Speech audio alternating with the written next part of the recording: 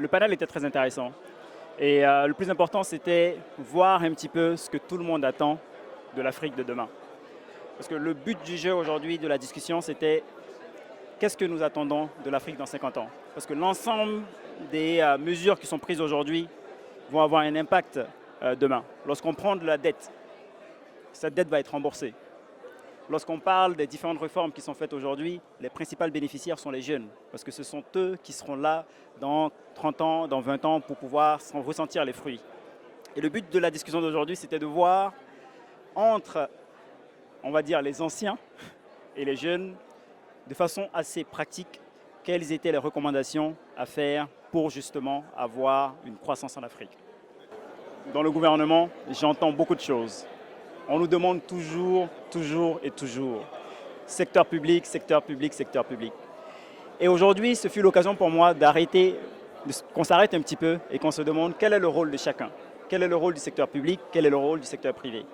Je pense, en ce qui me concerne, que le rôle du secteur public, c'est de créer l'environnement favorable de sorte à ce que le secteur privé puisse se développer. Le secteur public ne peut pas employer la totalité de la population. Si vous prenez le cas de la Côte d'Ivoire, le secteur public emploie moins d'1% de la population. Il faut bien que les 99% autres soient employés par le secteur privé. Notre rôle en tant que secteur public, c'est l'environnement des affaires. Et à ce titre, le président Ouattara a initié énormément de réformes pour améliorer l'environnement des affaires.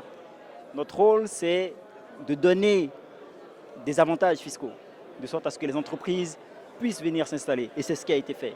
Et c'est à juste titre que j'ai indiqué qu'en 2014, nous avons abandonné environ 800 millions de dollars de taxes pour que justement les projets puissent se développer.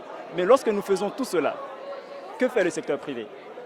Et justement, j'ai posé cette question-là aux panélistes et au secteur privé pour qu'on puisse ensemble voir qu'est-ce que nous faisons nous de notre côté et qu'est-ce qu'ils doivent faire en retour. Et un chiffre aussi que j'aimerais donner. Vous prenez l'Afrique du Sud, moins de 5% des CEO et des managing directors sont femmes dans le secteur privé. Vous prenez le secteur public, on est à plus de 30%. Cela prouve que le secteur public fait des efforts. Il faut aussi que le secteur privé puisse nous accompagner de sorte à ce qu'ensemble, nous puissions construire une Afrique moderne et une Afrique forte.